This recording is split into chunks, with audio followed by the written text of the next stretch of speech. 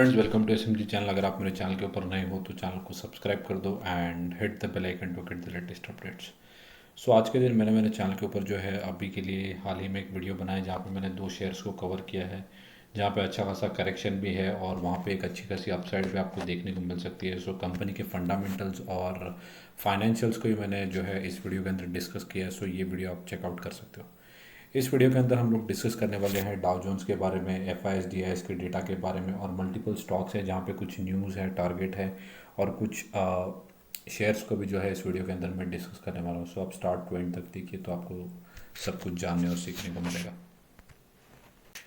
सबसे पहले बात कर लेते हैं F I S D I S की डेटा के बारे में। आप देख सकते हो 4 सेशंस लगातार जो है वो एफ आई एस बाइंग करते हुए देखने को मिल रहे हैं। लगभग 13,500 करोड़ की बाइंग जो है वो इस महीने के अंदर एफ आई एस कर चुके हैं और कल का ही एक दिन बचा है जहाँ पे एफ आई एस अपना बाइंग या सेलिंग क्या करते हुए देखना होगा।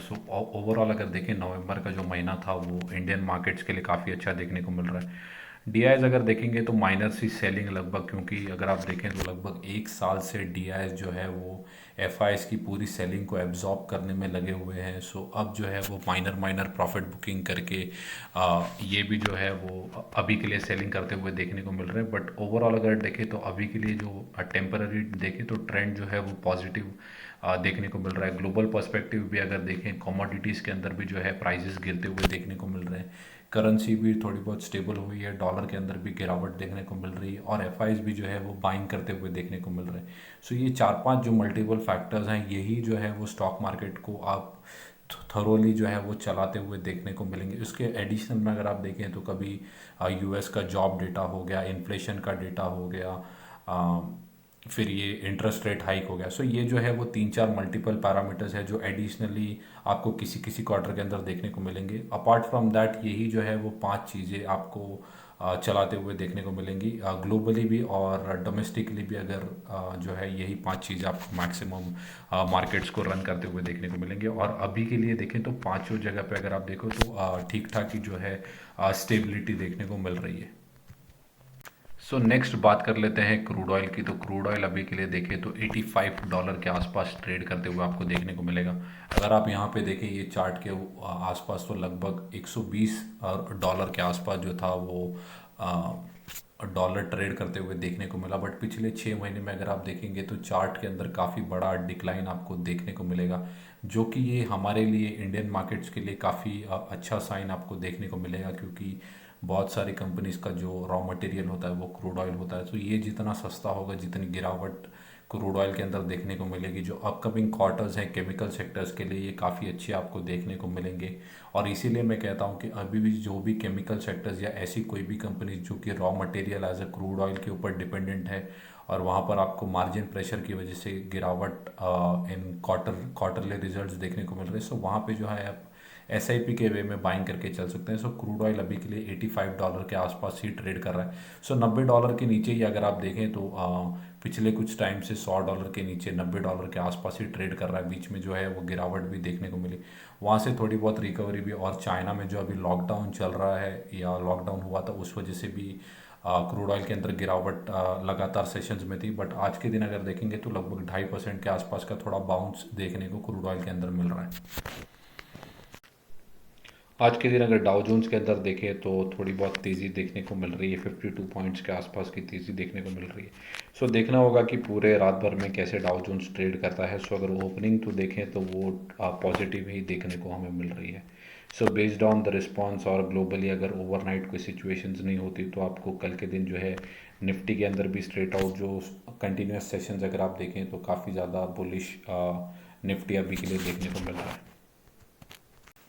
पहला जो स्टॉक है वो है लॉरस लैब्स। आप देख सकते हो कि आज के दिन लगभग 9.5% के आसपास की गिरावट जो है वो लॉरस लैब्स के अंदर आपको देखने को मिली है। इसका जो है क्वार्टरली रिजल्ट्स भी मैंने कवर किए थे जो कि इतने अच्छे नहीं थे। और अगर आप देखें तो अभी के लिए 1 साल के अंदर 19% के आसपास की गिरावट आपको देखने को मिलेगी। 5 ईयर्स में स्टॉक ने जो है वो अच्छा खासा परफॉर्म करके दिखाया। अगर आप देखें आज के दिन अगर 9% के आसपास की गिरावट का मेजर रीज़न अगर देखें तो कोटक इंस्टीट्यूशनल इक्विटीज़ जो है उन्होंने यहाँ पे डाउनग्रेड की रेटिंग दी है। लगभग 350 रुपीज़ के आसपास का जो है डाउनग्रेड प्राइस इन्होंने किया है। उस वजह से देखें तो जो इनका फ्यूचर आउटलुक है उस वहाँ पे भी जो है ईपीएस के अंदर गिरावट होने की आशंका है इस क्वार्टर के अंदर भी, और अगले वित्त वर्ष के अंदर भी जो है इनका ईपीएस गिर सकता है विथ 34%। तो इस वजह से अगर आप देखें तो स्टॉक के अंदर काफ़ी बड़ी गिरावट यहाँ पे देखने को आज के दिन मिल रही है। सो अगर कोई भी ऐसी बड़ी बड़ी एजेंसीज अगर बाय कॉल देंगी तो भी आपको स्टॉक के अंदर अच्छी खासी रैली देखने को मिलेगी, अगर सेल कॉल देंगी तो भी आपको वहाँ पे गिरावट देखने को मिलेगी। सो दोनों भी जो इफ़ेक्ट्स होते हैं वो बाय और सेल के ऊपर आपको स्टॉक के अंदर बाइंग गिरावट और तेज़ी के देखने को जो है वो आपको मिल जाएंगे। यहाँ पे देखें तो न्यूज़ भी जो है वो कवर हो चुकी है। सो यहाँ पे अगर आप बी क्यू प्राइम का अगर देखें तो Laurus lab shares fall on Kotak downgrade to sell, और जो प्राइस दिया है वो 350 के आसपास है। सो अगर आप होल्ड करते हैं तो मैं कहूँगा कि होल्ड करके रखिए, स्टॉक काफ़ी अच्छा है। बट ओवरऑल पूरे फार्मा सेक्टर के अंदर अगर आप अभी के लिए डीवीज को भी देखें तो भी वहाँ पे ज़्यादा गिरावट है, या डॉक्टर रेड्डीज़ को भी देखें तो वहाँ पे जो है गिरावट ही आपको देखने को मिल रही है। सो कैनफिन होम्स के अंदर भी आज के दिन न्यूज़ देखने को मिल रही है। सो यहाँ पे अगर देखें तो कंपनी के जो बोर्ड ऑफ डायरेक्टर्स है उन्होंने 1.5 रुपीज़ लगभग 1.5 रुपये के आसपास पर इक्विटी शेयर डिविडेंड जो है वो शेयर होल्डर्स के लिए डिक्लेयर कर दिया, और उसकी जो डेट है रिकॉर्ड डेट वो भी 9 दिसंबर को फिक्स कर दिया है। सो अगर आप होल्ड करते हैं शेयर्स को तो आपको 1.5 रुपये के आसपास का जो डिविडेंड है वो कैनफिन होम्स के अंदर मिल सकता है पर इक्विटी शेयर। सो नेक्स्ट जो स्टॉक है वो है एम ए ऑर्गेनिक्स। सो यहाँ पे भी अगर न्यूज़ अब मैं कवर करना चाहता हूँ। सो यहाँ पे अगर देखें तो ग्लोबल एक पेंशन फंड है, गवर्नमेंट पेंशन फंड, जिन्होंने यहाँ पे लगभग 11 लाख शेयर्स जो है वो यहाँ पे बाय किए हैं लगभग 920 के प्राइस से। सो अगर आप देखें स्टॉक के अंदर जो है वो लगभग 7% के आसपास की तेज़ी आपको देखने को यहाँ पे मिल रही है।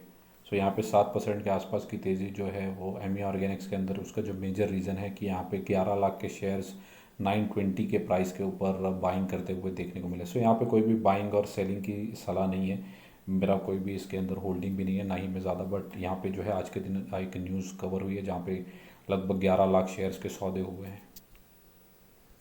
सो नेक्स्ट जो स्टॉक है वो है ब्रिटानिया इंडस्ट्रीज। सो आज के दिन आप देख सकते हैं लगभग 1.47% के आसपास की तेज़ी जो है इस शेयर के अंदर देखने को मिल रही है। सो यहाँ पे भी जो है एक बी ई एल करके एक ग्रुप है जो कि चीज़ मेकिंग कंपनी है।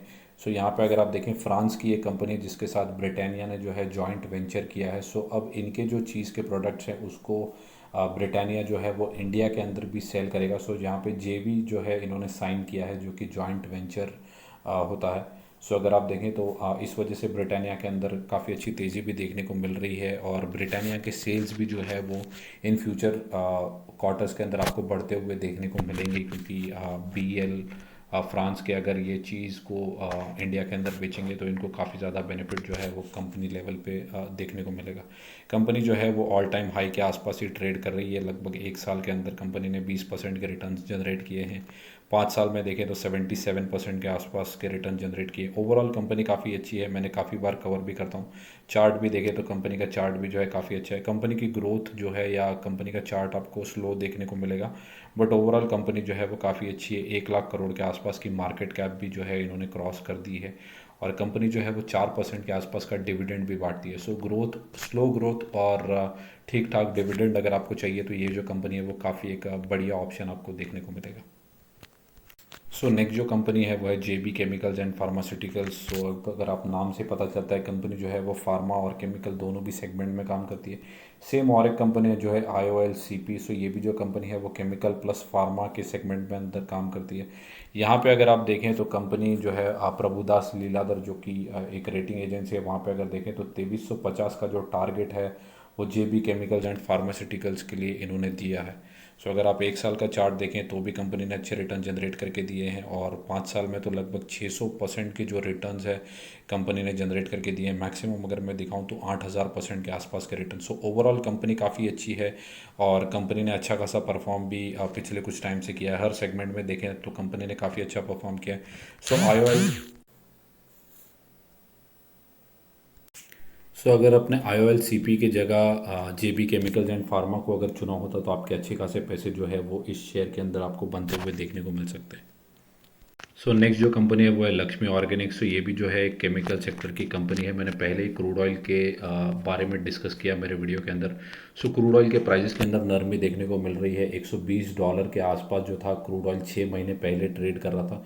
सो इनके Q2 के नंबर्स के ऊपर काफ़ी ज़्यादा इफेक्ट वहाँ पे देखने को मिला, सभी केमिकल कंपनीज के अंदर देखने को मिला, उसमें लक्ष्मी ऑर्गेनिक भी एक थी। सो यहाँ पे अगर देखेंगे तो धीरे धीरे जैसे क्रूड ऑयल के प्राइसेस के अंदर गिरावट देखने को मिल रही है, कंजम्पशन ठीक हो रहा है, इन्फ्लेशन के अंदर गिरावट देखने को मिल रही है। सो आपको ये कंपनीज भी जो है वो longer period of the time अच्छा परफॉर्म करेंगी। जैसे जैसे कंपनी के जो इंटरनल मैनेजमेंट है वो काफ़ी ज़्यादा अच्छे देखने को मिल रहे हैं, बट एक्सटर्नल कंडीशंस की वजह से जो है कंपनी प्रेशर के अंदर है। सो यहाँ पे भी जो प्रभुदास लीलाधर है, इन्होंने लगभग 335 के आसपास का जो टारगेट है वो लक्ष्मी ऑर्गेनिक के अंदर दिया है। सो अगर मैं ईयर टिल डेट की बात करूँ तो कंपनी के अंदर 32% के आसपास की गिरावट यहाँ पे देखने को मिल रही है। और स्टॉक भी जो है वो अगर आप देखें जून से लेके नवंबर से, तो लगभग सेम फेज के अंदर या सेम रेंज बाउंड के अंदर कंसोलिडेशन करते हुए आपको देखने को मिलेगा लगभग 4-6 महीने से। सो मेरे को लग रहा है कि धीरे धीरे स्टॉक के अंदर रिकवरी भी आ सकती है, और अच्छे खासे लेवल्स भी अगर आप होल्ड करते हैं तो होल्ड करने की सलाह है। अगर आप एवरेज नहीं करना चाहता तो भी चलेगा, बट आप जो है वो होल्ड करके रखें। कंपनी की मार्केट कैप छोटी है, सो आप ज़्यादा एवरेज करके ज़्यादा लोकेशन जो है वो लक्ष्मी ऑर्गेनिक्स को ना दें। नेक्स्ट जो स्टॉक है वो है बालाजी अमाइंस। सो आज के दिन काफ़ी दिनों के बाद स्टॉक के अंदर जो है वो 4-4.5% के आसपास की तेज़ी देखने को मिली, और एंड में जो है थोड़ी बहुत प्रॉफिट बुकिंग यहाँ पे आप देख सकते हैं। बट कंपनी काफ़ी अच्छी है, और मैंने कितने बार यहाँ पे जो है समझाया है कि कंपनी जो है वो 3,000 के लेवल को, या अगर आप यहाँ पे देखें ये जो जितने भी बार पूरा सपोर्ट ले रहा है वो पूरा 3,000 के लेवल के ऊपर ही जो है स्टॉक सपोर्ट लेते हुए देखने को मिल रहा है। और 5 साल में भी जो है कंपनी ने 400% के आसपास के रिटर्न जनरेट करके दिए। कंपनी, मुझे ऐसा फिर से लग रहा है कि कंपनी जो है वो 3600 और 3800 के लेवल जो है वो, अगर स्टॉक मार्केट के अंदर कोई बड़ी गिरावट नहीं देखने को मिलेगी तो ये दो लेवल्स 101% आपको shorter period of the time जो है वो बालाजी अमाइंस दिखा सकता है। अगर आप कंपनी का जो पी देखें तो लगभग 23 के आसपास जो है कंपनी का पी देखने को मिल रहा है। यही अगर अल्काइल अमाइन की बात करें तो लगभग 62 के आसपास आपको देखने को मिलेगा। सो वहाँ से अगर आप देखें तो काफ़ी ज़्यादा डिस्काउंट पे या चीपर रेट पे आपको बालाजी अमाइंस अवेलेबल देखने को मिल रहा है। सो 10,000 करोड़ के आसपास की मार्केट कैप है, कंपनी काफ़ी अच्छी है। होल्ड करिए, 3600 और 3800 के लेवल जो है वो इंटैक्ट है। आपको अच्छे shorter period of the time मुझे लगता है कि with in 6 months, 3 to 6 month जो है वो 3600-3800 के लेवल्स आपको ज़रूर बालाजी अमाइंस दिखा सकता है। नेक्स्ट जो स्टॉक है वो है HUL। सो कल अगर देखें, कल के दिन रिलायंस के अंदर काफ़ी बड़ी तेज़ी देखने को मिली, आज के दिन HUL के अंदर बड़ी तेज़ी देखने को मिल रही है। सो जितनी भी लार्ज कैप कंपनीज है, या पिछले कुछ दिनों में अगर देखें तो TCS इन्फोसिस के अंदर तेज़ी देखने को मिल रही थी। उसके पहले अगर आप देखें तो बैंक्स में तो जो है वो तेज़ी देखने को मिल ही रही है ओवरऑल। सो मैं पहले भी बताया था कि निफ्टी के अंदर या आपका जो पोर्टफोलियो है उसके अंदर आपके पास लार्ज कैप स्टॉक्स होने ही चाहिए मेजर क्वांटिटीज़ के अंदर, जो कि आपके पोर्टफोलियो को एक स्टेबिलिटी प्रोवाइड करेगा, और अच्छे खासे हो सकता है कि रिटर्न जो है वो as compare to mid cap और स्मॉल कैप कम बने, बट आपके पोर्टफोलियो के अंदर जो है वो longer period of the time stability बनती हुई रहनी चाहिए। सो यहाँ पे आज देख सकते हैं कि लार्ज कैप जो है वो 4.5% के आसपास का जो तेज़ी है वो HUL के अंदर आपको देखने को मिल रहा है। सो अगर आप होल्ड करते हैं तो होल्ड करिए, और अच्छा खासा अलोकेशन जो है वो आप FMCG सेक्टर के अंदर HUL को दे सकते हैं। सो ये थी मेरी commentary for all the stocks and the news. अगर आपको वीडियो अच्छा लगा होगा तो वीडियो को लाइक कर दो, चैनल को सब्सक्राइब। काफ़ी ज़्यादा मेहनत लगती है सब इन्फॉर्मेशन गैदर करने के लिए, स्टॉक्स को लिस्ट आउट करने के लिए। सो अगर आपको ये एफर्ट्स अच्छे लगते हैं तो आप जो है चैनल को सब्सक्राइब कर सकते हैं। Thank you guys.